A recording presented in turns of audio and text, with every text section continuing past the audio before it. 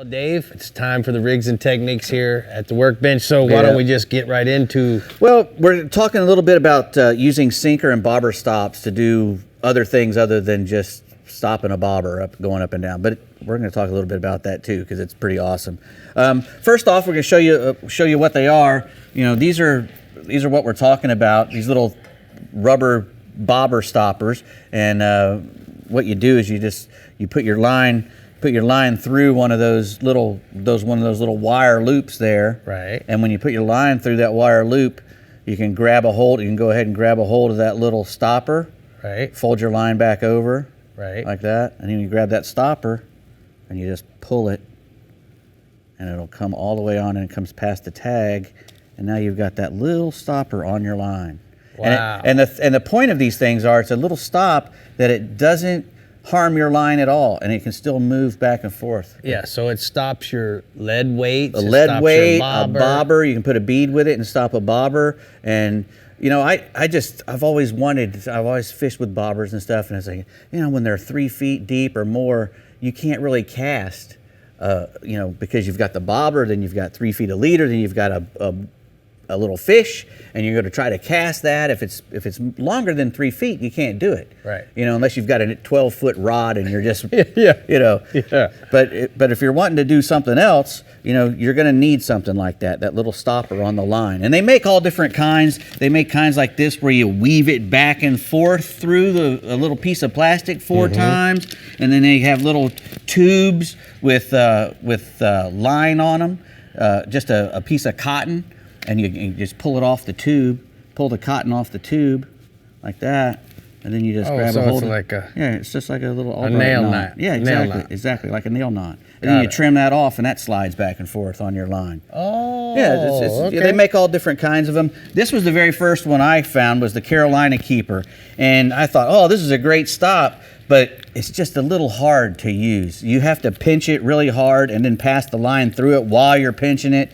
It's not nearly as easy as the little wire and the bead through there. Yeah. But that's how I first came about them. And luckily, you know, that Carolina thing, I figured you can do a Carolina rig with those little stops too. Oh yeah. This is a punch rig. You know, if you're wanting to pin a weight to like you're punching through some hydrilla or whatever, and you realize you don't have enough weight or you don't have a jig big enough, you can go ahead and put your little stopper on there, then put you a nice whatever half ounce, push it quarter down ounce against there. And yep, and it ain't going anywhere, and that'll punch right through any kind of vegetation. It's a lot less likely to get fouled up than if your weight's sliding up and down as it's trying to get through that hydrilla or whatnot. You don't want that. Then you got this is just a plain old Texas rig, you know, a Texas rig, and you know, when I first started, we'd peg the weight with a piece of freaking toothpick or something. Me too. But you don't need that anymore. You got these little cool little things, and you can slide them on, and you can put that weight wherever you want as far as a Texas rig. But then you can also put 2 on there, like I did for this.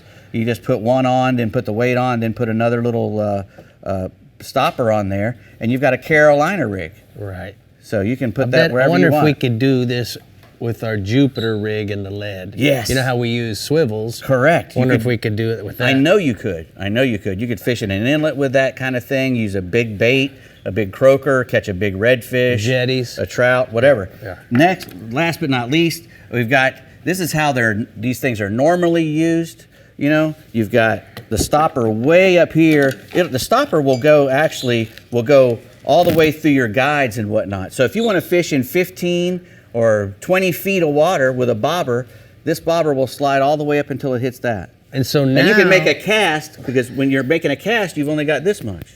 Right. The cork, you can reel up to the tip of the rod, and you're only casting this much. You're casting that much. And then when this hits the water, guys, look what happens here. It just falls down until it gets to the stopper, and so now you can decide whether you want to fish in 5 feet, 10 feet, 20 feet. Correct.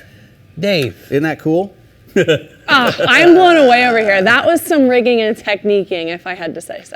That was great. I'm going to go over, you know, you're talking about pinching. I'm going to go over and pinch Brie during the commercial break. Well, you're going to get in trouble. Why? Just because, you know, she's got those kids and they're not mean enough to her yet. Oh, right.